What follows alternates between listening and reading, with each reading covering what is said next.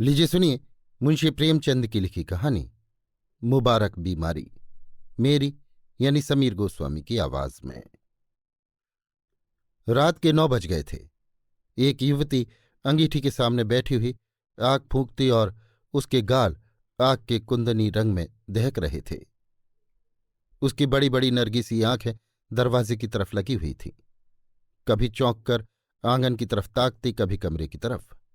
फिर आने वालों की इस देरी से त्योरियों पर बल पड़ जाते और आंखों में हल्का सा गुस्सा नजर आता। कमल पानी में झकोले खाने लगता। इसी बीच आने वालों की आहट मिली। कहार बाहर पड़ा खर्राटे ले रहा था। बूढ़े लाला हरनामदास ने आते ही उसे एक ठोकर लगाकर कहा, कमबख्त, अभी शाम हुई है और अभी से लंबी तान दी। नौजवान लाला हरिदास घर में दाखिल हुए, चेहरा बुझा हुआ, चिंतित। देवकी ने आकर उनका हाथ पकड़ लिया और गुस्से व प्यार की मिली हुई आवाज से बोली, आज इतनी देर क्यों हुई?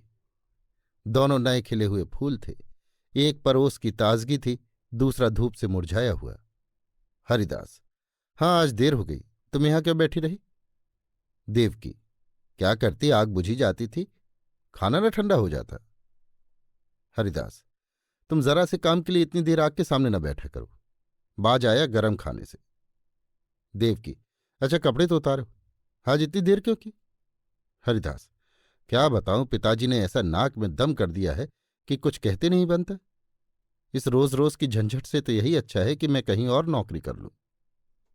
लाला हरनामदास एक आटे की चक्की के मालिक थे। उनकी जवानी के दिनों में आसपास दूसरी चक्की न थी। उन्होंने खूब धन कमाया, मगर अब वो हालत न थी। चक्कियां कीड़े मकोड़ों की तरह पैदा हो गई थीं, नई मशीनों और ईजादों के साथ। उनके काम करने वाले भी जोशीले नौजवान थे, मुस्तैदी से काम करते थे। इसलिए हरनामदास का कारखाना रोज गिरता जाता। बूढ़े आदमियों को नई चीजों से जो चिढ़ हो जाती है, वो लाला हरनामदास को भी थी।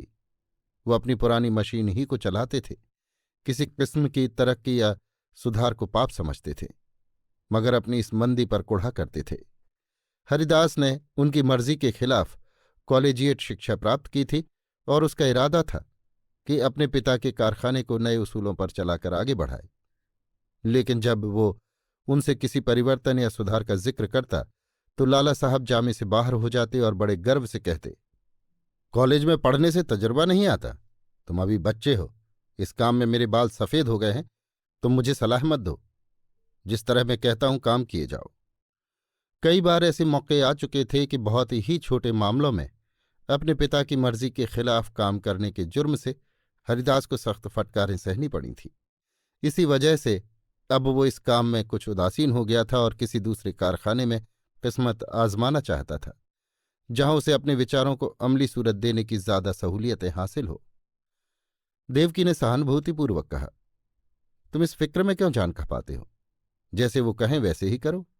भला दूसरी जगह नौकरी कर लोगे तो वो क्या कहेंगे? और चाहे वे गुस्से के मारे कुछ न बोले, लेकिन दुनिया तुम्ही को बुरा कहेगी। देवकी नई शिक्षा के आभूषण से वंचित थी। उसने स्वार्थ का पाठ न पढ़ा था, मगर उसका पति अपने अल्मा मैटर का एक प्रतिष्ठित सदस्य था। उसे अपनी योग्यता पर पूरा भरोसा था, उस पर नाम कमाने का जोश। इसलिए वो अपने बूढ़े पिता के पुराने ढर्रों को देखकर धीरज खो बैठता था। अगर अपनी योग्यताओं के लाभप्रद उपयोग की कोशिश के लिए दुनिया उसे बुरा कहे तो उसको परवाह न थी। झुंझलाकर बोला, मैं कुछ अमृत की घरियां पीकर तो आया नहीं हूं कि सारी उम्र उनके मरने का इंतजार किया करूं। मूर्खों की अनुचित टीका टिप्पणियों के डर से क्या अपनी उम्र बर्बाद कर दूं? मैं अपने कुछ हमउम्रों को जानता हूं जो हरगिज मेरी सी योग्यता नहीं रखते, लेकिन वो मोटर पर हवा खाने निकलते हैं, बंगले में रहते हैं और शान से जिंदगी बसर करते हैं। तो मैं क्यों हाथ पर हाथ रखे जिंदगी को अमर समझे बैठा रहूं? संतोष और निष्प्रहता का युग बीत गया, ये संघर्ष का युग है। ये मैं जानता हूं कि पिता का आदर करना मेरा धर्म है, मगर सिद्धांतों के मामले में मैं उनसे क्या, किसी से भी नहीं दब सकता। इसी बीच कहार ने आकर कहा, लालाजी थाली मांगते हैं। लाला हरनामदास हिंदू रस्म रिवाज के बड़े पाबंद थे, मगर बुढ़ापे के कारण चौके के चक्कर से मुक्ति पा चुके थे। पहले कुछ दिनों तक जाड़ों में रात को पूरियां खाते रहे। अब कमजोरी के कारण पूरियां न हजम होती थी, इसलिए चपातियां ही अपनी बैठक में मंगा लिया करते थे। मजबूरी ने वो कराया था जो हुज्जत और दलील के काबू से बाहर था। हरिदास के लिए भी देवकी ने खाना निकाला। पहले तो वो हजरत बहुत दुखी नजर आते थे, लेकिन बघार की खुशबू ने खाने के लिए चाव पैदा कर दिया था। अक्सर हम अपनी आंख और नाक से हाजमे का काम लिया करते हैं। लाला हरनामदास रात को भले चंगे सोए, लेकिन अपने बेटे की गुस्ताखियां और कुछ अपने कारोबार की सुस्ती और मंदी उनकी आत्मा के लिए भयानक कष्ट का कारण हो गई। और चाहे इसी उद्विग्नता का असर हो, चाहे बुढ़ापे का, सुबह होने से पहले उन पर लकवे का हमला हो गया। जबान बंद हो गई और चेहरा ऐंठ गया। हरिदास डॉक्टर के पास दौड़ा। डॉक्टर आए, मरीज को देखा और बोले, डरने की कोई बात नहीं, सेहत होगी, मगर 3 महीने से कम न लगेंगे। चिंताओं के कारण ये हमला हुआ है, इसलिए कोशिश करनी चाहिए कि वो आराम से सोएं, परेशान न हों, और जबान खुल जाने पर भी जहां तक मुमकिन हो बोलने से बचें। बेचारी देवकी बैठी रो रही थी। हरिदास ने आकर उसको सांत्वना दी और फिर डॉक्टर के यहां से दवा लाकर दी। थोड़ी देर में मरीज को होश आया। इधर उधर कुछ खोजती हुई सी निगाहों से देखा कि जैसे कुछ कहना चाहते हैं, और फिर इशारे से लिखने के लिए कागज मांगा। हरिदास ने कागज और पेंसिल रख दी तो बूढ़े लाला साहब ने हाथों को खूब संभाल कर लिखा, इंतजाम दीनानाथ के हाथ में रहे। ये शब्द हरिदास के हृदय में तीर की तरह लगे। अफसोस, अब भी मुझ पर भरोसा नहीं, यानी कि दीनानाथ मेरा मालिक होगा और मैं उसका गुलाम बनकर रहूंगा। ये नहीं होने का। कागज लिए हुए देवकी के पास आए और बोले, लाला जी ने दीनानाथ को मैनेजर बनाया है। उन्हें मुझ पर इतना एतबार भी नहीं है, लेकिन मैं इस मौके को हाथ से न जाने दूंगा। उनकी बीमारी का अफसोस तो जरूर है, मगर शायद परमात्मा ने मुझे अपनी योग्यता दिखलाने का ये अवसर दिया है, और इससे मैं जरूर फायदा उठाऊंगा। कारखाने के कर्मचारियों ने इस दुर्घटना की खबर सुनी तो बहुत घबराए। उनमें कई निकम्मे बेमसरफ आदमी भरे हुए थे, जो सिर्फ खुशामद और चिकनी चुपड़ी बातों की रोटी खाते थे। मिस्त्री ने कई दूसरे कारखानों में मरम्मत का काम उठा लिया और रोज किसी न किसी बहाने से खिसक जाता था। फायरमैन और मशीनमैन दिन को तो झूठ मूठ चक्की की सफाई में काटते थे और रात को काम करके ओवरटाइम की मजदूरी ले लिया करते थे। दीनानाथ जरूर होशियार और तजुर्बेकार आदमी था, मगर उसे भी काम करने के मुकाबले में जी हां रटते रहने में ज्यादा मजा आता था। लाला हरनामदास मजदूरी देने में बहुत हीले हवाले किया करते थे और अक्सर काट कपट के भी आदी थे। इसी को वो कारोबार का अच्छा उसूल समझते थे। हरिदास ने कारखाने में पहुंचते ही साफ शब्दों में कह दिया कि तुम लोगों को मेरे वक्त में जी लगाकर काम करना होगा। मैं इसी महीने में काम देखकर सबकी तरक्की करूंगा, मगर अब टाल मटोल का गुजर नहीं। जिन्हें मंजूर न हो वो अपना बोर या बिस्तर संभालें। और फिर दीनानाथ को बुलाकर कहा, भाई साहब, मुझे खूब मालूम है कि आप होशियार और सूझबूझ रखने वाले आदमी हैं। आपने अब तक यहाँ का जो रंग देखा वही अख्तियार किया है, लेकिन अब मुझे आपके तजुर्बे और मेहनत की जरूरत है। पुराने हिसाबों की जांच पड़ताल कीजिए। बाहर से काम लाना मेरा जिम्मा है, लेकिन यहाँ का इंतजाम आपके सुपुर्द है। जो कुछ नफा होगा उसमें आपका भी हिस्सा होगा। मैं चाहता हूं कि दादा की अनुपस्थिति में कुछ अच्छा काम करके दिखाऊं। इस मुस्तैदी और चुस्ती का असर बहुत जल्द कारखाने में नजर आने लगा। हरिदास ने खूब इश्तेहार बंटवाए। उसका असर ये हुआ कि काम आने लगा। दीनानाथ की मुस्तैदी की बदौलत ग्राहकों को नियत समय पर और किफायत से आटा मिलने लगा। पहला महीना भी खत्म न हुआ कि हरिदास ने नई मशीन मंगवाई। थोड़े अनुभवी आदमी रख लिए। फिर क्या था, सारे शहर में इस कारखाने की धूम मच गई। हरिदास ग्राहकों से इतनी अच्छी तरह पेश आता कि जो एक बार उससे मुआमला करता वो हमेशा के लिए उसका खरीदार बन जाता। कर्मचारियों के साथ उसका सिद्धांत था, काम सख्त और मजदूरी ठीक। उसके ऊंचे व्यक्तित्व का भी स्पष्ट प्रभाव दिखाई पड़ा। करीब करीब सभी कारखानों का रंग फीका पड़ गया। उसने बहुत ही कम नफे पर कई ठेके ले लिए। मशीन को दम मारने की मोहलत न थी। रात और दिन काम होता था। तीसरा महीना खत्म होते होते उस कारखाने की शक्ल ही बदल गई। हाथे में घुसते ही ठेले और गाड़ियों की भीड़ नजर आती थी। कारखाने में बड़ी चहल पहल थी। हर आदमी अपने अपने काम में लगा हुआ। इसके साथ ही प्रबंध कौशल का ये वरदान था कि भद्दी, हड़बड़ी और जल्दबाजी का कहीं निशान न था। लाला हरनामदास धीरे धीरे ठीक होने लगे। 1 महीने के बाद वो रुक रुक कर कुछ बोलने लगे। डॉक्टर की सख्त ताकीद थी कि उन्हें पूरी शांति की स्थिति में रखा जाए। मगर जब से उनकी जबान खुली उन्हें एकदम को भी चैन न था। देवकी से कहा करते, सारा कारोबार मिट्टी में मिला जाता है, ये लड़का नहीं मालूम क्या कर रहा है, सारा काम अपने हाथ में ले रखा है। मैंने ताकीद कर दी थी कि दीनानाथ को मैनेजर बनाना, लेकिन उसने जरा भी परवाह न की।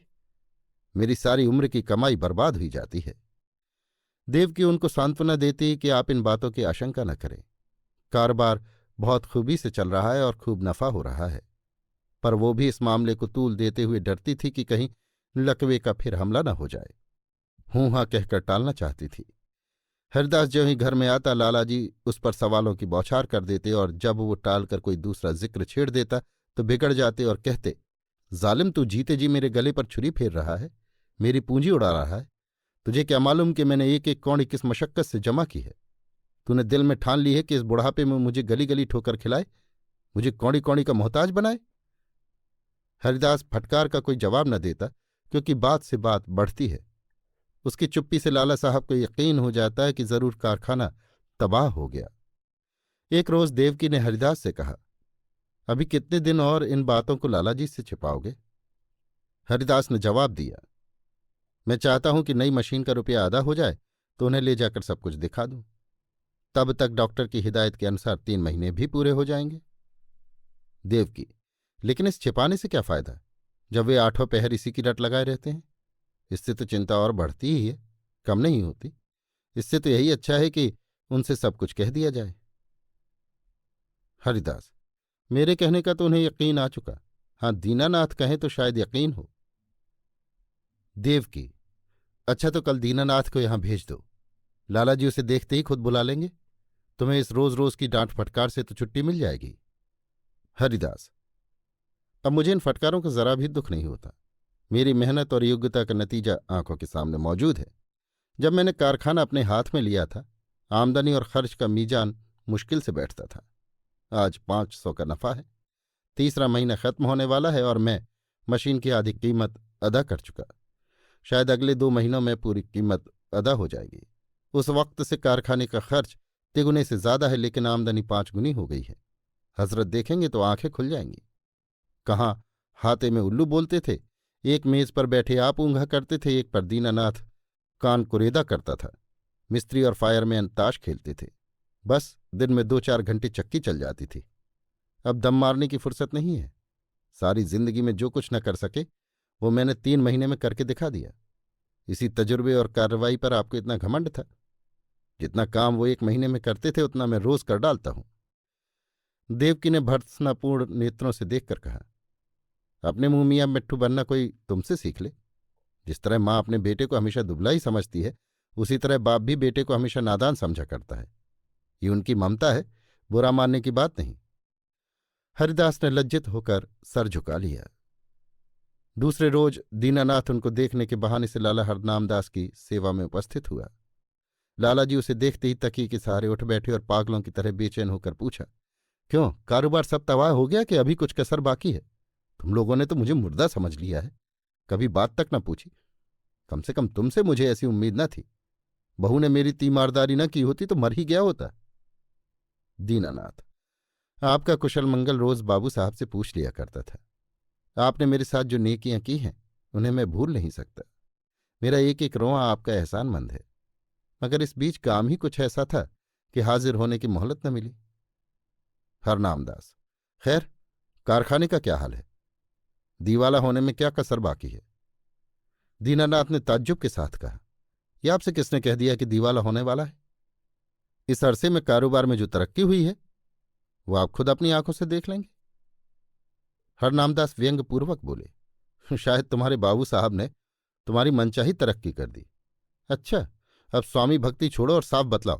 मैंने ताकीद कर दी थी कि कारखाने का इंतजाम तुम्हारे हाथ में रहेगा, मगर शायद हरिदास ने सब कुछ अपने ही हाथ में रखा। दीनानाथ, जी हाँ, मगर मुझे इसका जरा भी दुख नहीं। वही इस काम के लिए ठीक भी थे।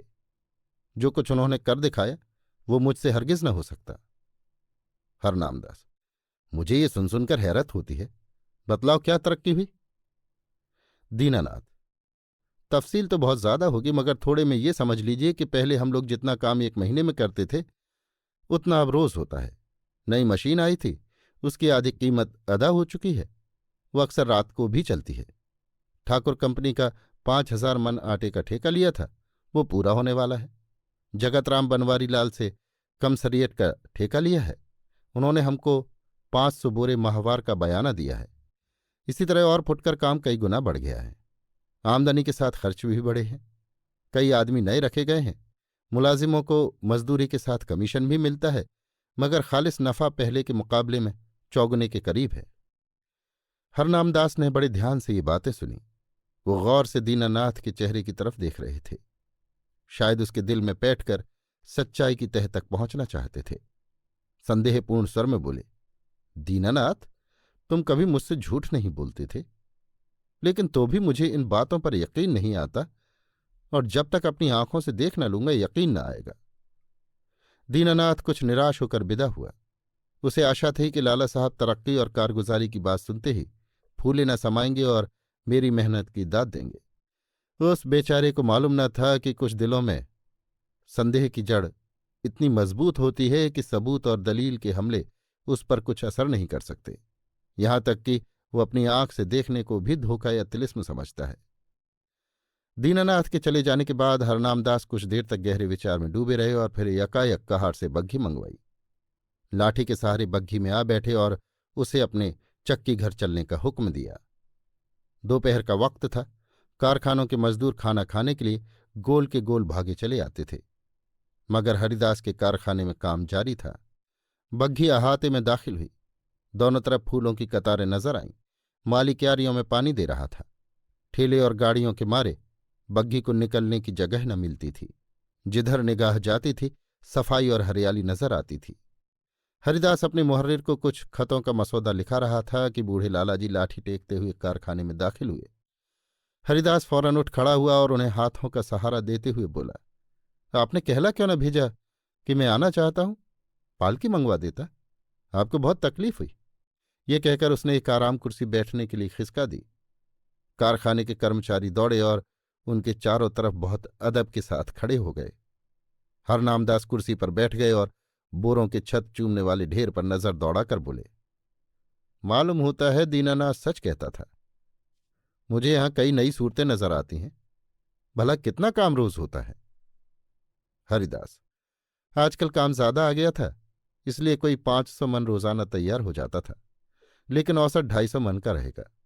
मुझे नई मशीन की कीमत अदा करनी थी, इसलिए अक्सर रात को भी काम होता है।